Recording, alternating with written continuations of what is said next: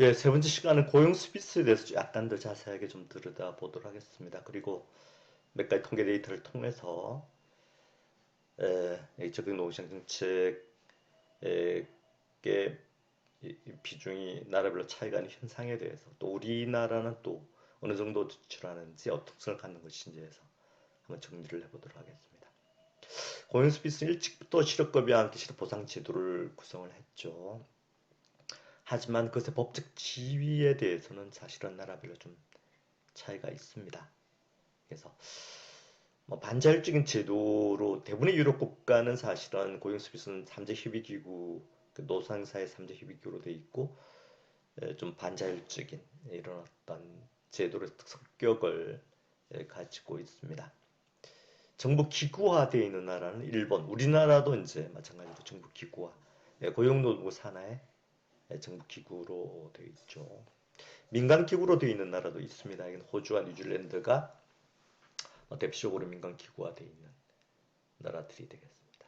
그 다음에 또 지역 기구화 되어 있는 나라들이 있는데 이건 중앙정부 직접 조정하지 않습니다. 역시 이제 미국이나 이탈리아, 폴란드에서는 이제 지역 기구화 되어 있는.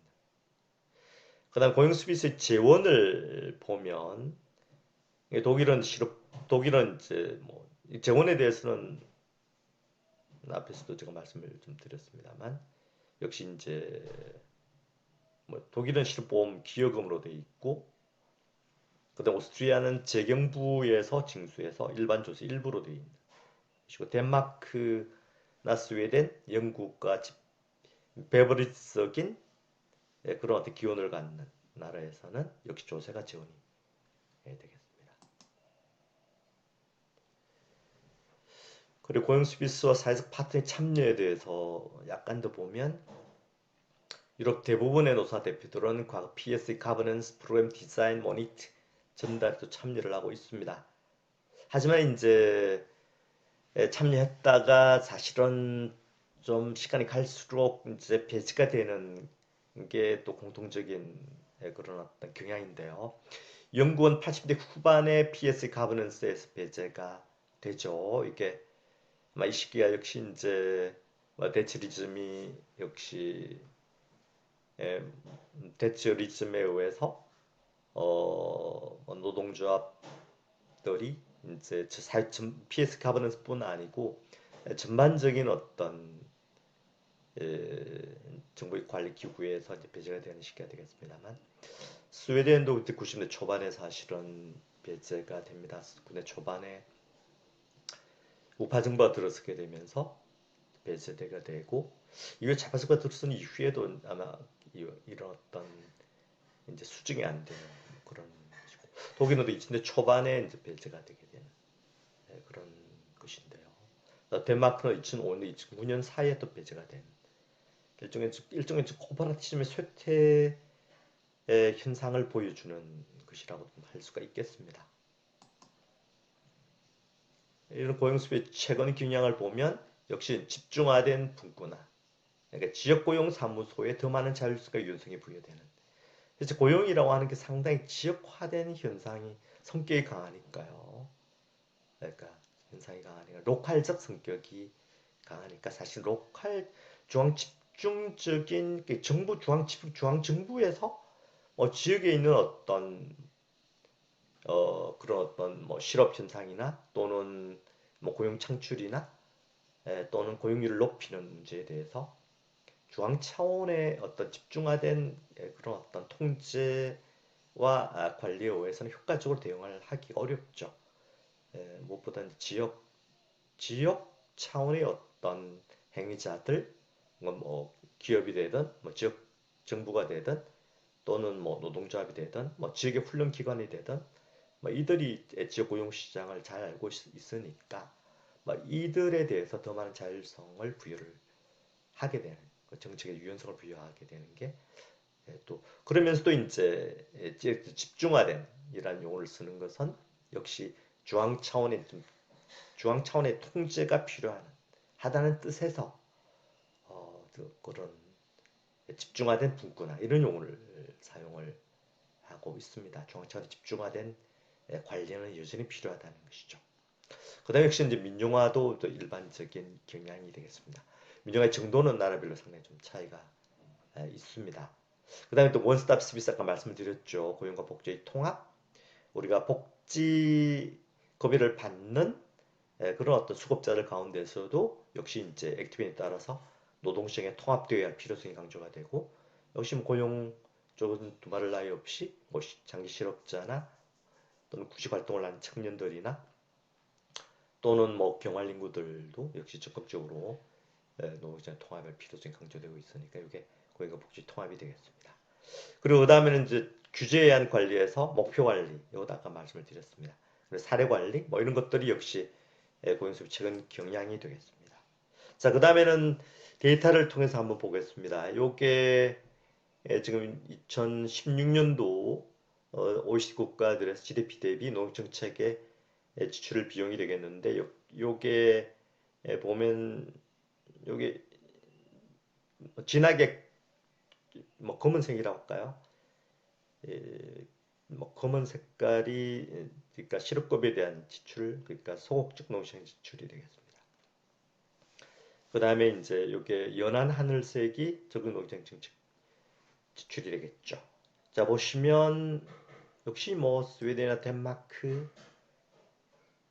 이런 어떤 요 두 나라가 역시 적응 노동 정책에 대한 지출이 실업급여 지출보다 훨씬 더 높은 즉 적응 노동 정책에 굉장히 발전한 나라들이 되겠습니다. 노르웨이도 뭐 이들만큼 아니지만 역시 절반 정도 되는 나라인데 노르웨이가 역시 뭐 상대적으로 역시 상대적으로 스웨덴 덴마크보다는 좀 노동시장 정책 자체가 덜 발전된 그런 어떤 나라들이 되겠습니다.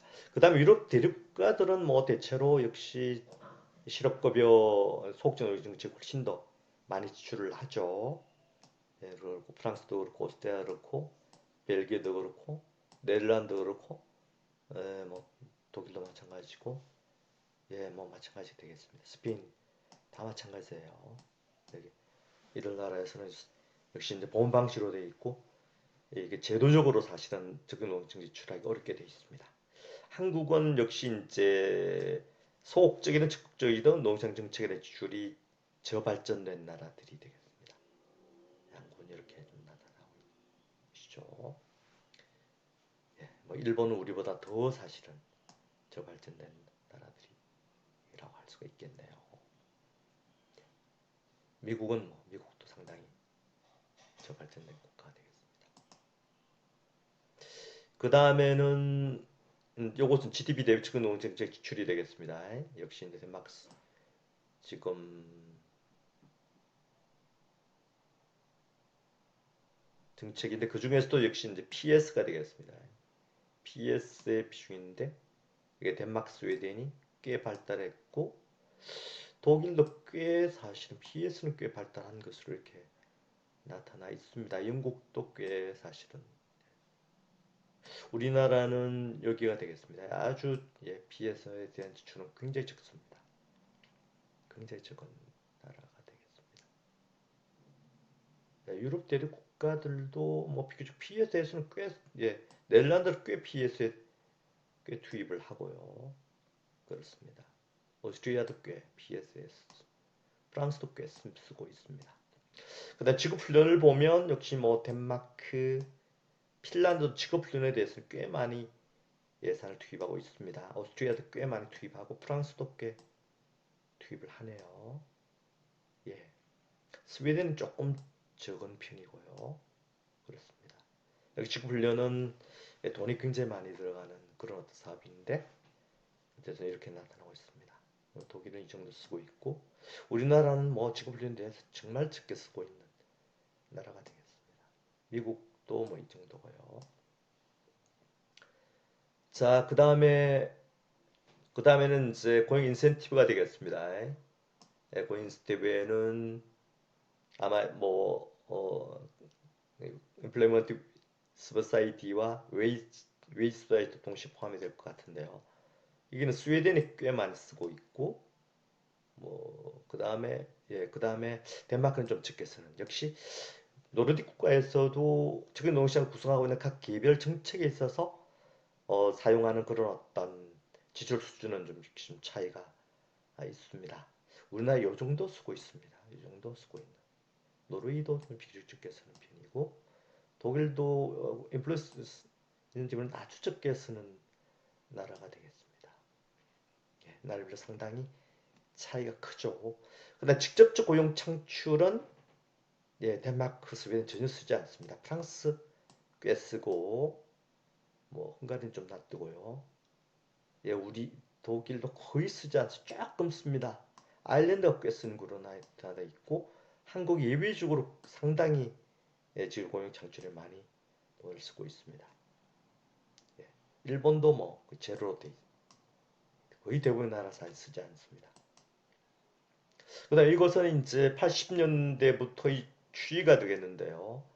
역시 이제 고용 스피스를 보면 예, 이게 나라가 지금 뒤에 표시가 돼 있죠. 이게 뒤에 한번 얘들 나라들이 예, 보니까 나중에 뭐 한번 예, 교환을 돌려가면서 한번 어느 나라가 많이 쓰는지 한번 보시기 바랍니다. 추이를까지 함께 보시기 바랍니다. 요거는 이제 우리나라인데 우리나라도 뭐 아주 적게 쓰고 있습니다. 그 트레이닝도 예, 이렇게 이제 예, 보면 트레이닝도 스웨덴이 트레이닝을 굉장히 많이 썼다. 이게 스웨덴이죠. 굉장히 많이 썼다가 이제 비용이 굉장히 많이 들어가는 거니까 2000년대부터는 굉장히 줄였습니다. 최근에는 뭐 역시 이제 이게 나무색이 아마 덴마크가 아니네요. 덴마크는 여기서는 표시가 안 돼 있습니다. 덴마크는 표시가 안 돼 있고 이 프랑스네요. 네, 프랑스가 좀 많이 쓰는 것으로. 덴마크 나타나 있다면 덴마크 GDP 가장 많이 쓸 텐데 어쨌든 이렇게 되고 있고요. 이건 고용 인센티브가 되겠습니다. 역시 스웨덴은 고용 인센티브를 상당히 많이 쓰는 나라이고 그렇습니다. 나라이고 우리도 아주 적게 쓴다는 말씀을 드렸고 그다음 직접적인 고용 창출인데 고용 창출에서 가장 많이 쓰는 나라가 프랑스가 되겠습니다. 프랑스가 지금도 꽤 많이 쓰고 있습니다. 그 다음에 요것은 이제 스페인이죠. 스페인이고 기타 나라는 거의 뭐 사실은 직접적 고용 창출은 지금 안 쓰고 있는 정책인데 우리나라는 예외적으로 사실은 요게 이제 우리나라 GDP 공직출이 요게 이제 직접 고용 창출이거든요. 우리나라는 사실은 다른 지금 농정책을 구성하고 있는 다른 정책들 다 합산한 값이 거의 아마 직접 고용 창출되겠고 요게 2017년도 수치인데 사실은 새 정부 문재인 정부 들어서 지금 굉장히 많이 확대했습니다. 지금 농정 지출을 확대했기 때문에 우리는 거의 지금은 이 정도까지 아마 늘어날 것으로 생각이 드는데요. 이게 상당히 예외적인 그런 어떤 현상이라고 말씀을 드릴 수가 있겠습니다. 예, 이것도 한번 나중에 한번 꼼꼼히. 그다음 우리나라 적극적 농식 특성을 몇 가지 뭐 좀 정리를 해보면 역시 저시력급과 저적극적 농식 정책이다. 적극 농식 정책에 대해서 별로 쓰지 않는다. 돈을 쓰지 않는다. 이렇게 되겠습니다. 그래서 한국의 적극 농식 정책은 2017년도 기준으로 해서 GDP 대 0.32%이고 OECD 국가 평균보다 더 낮은 수준이 되겠습니다. 그래서 주로 이제 우리나라 적극 노동 정책의 특성을 보면 동원할 수 있는 프로그램을 가동해서 실업자를 취업으로 최대한 빨리 복귀시키는 즉 취업을 통한 소득 확보 정책 이걸 줄여서 MWP, Making Work Pay라고 해서 이런 정책을 주로 사용을 하고 뭐 그러니까 사실은 장기 실업자가 별로 없는 것이죠. 그리고 일정 기간 실업급여 이외에는 소득 지원에 상당히 제한적인 그런 교육훈련이나 육아휴직, 뭐 종전보다 임금이 낮은 파타임 고용 등 프로그램에 실업에 참여 상당히 소극적인 이런 어떤 태도를 보여주고 있습니다. 뭐 이것도 특징이고요. 그다음 역시 앞서 말씀드린 바처럼 직접 일자리 사업, DJC 사업에 편중되어 있는 특징을 가지고 있습니다. 그래서 요거는 단기적 성과 중심의 그런 어떤 또 정치적인 이유도 있는 것 같고요. 고용률을 그러니까 뭐 정치적으로 활용하려는 그런 어떤 동기도 작용을 하고 있는 것 같습니다. 그래서 그러니까 직접 일자리에 참여자들이 민간보험 일자리를 이행한 비율도 낮고 부단적 일자리와 복지급여 사이를 반복적으로 오가는 특성을 갖고 있다는 것이죠.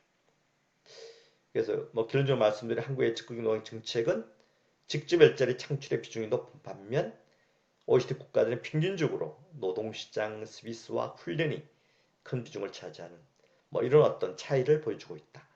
이게 이제 최종적으로 우리가 말씀드릴 수 있는 한국 직급노동 정책의 특징이 되겠습니다. 오늘 강의는 이 정도로 마치도록 하겠습니다. 수고하셨습니다.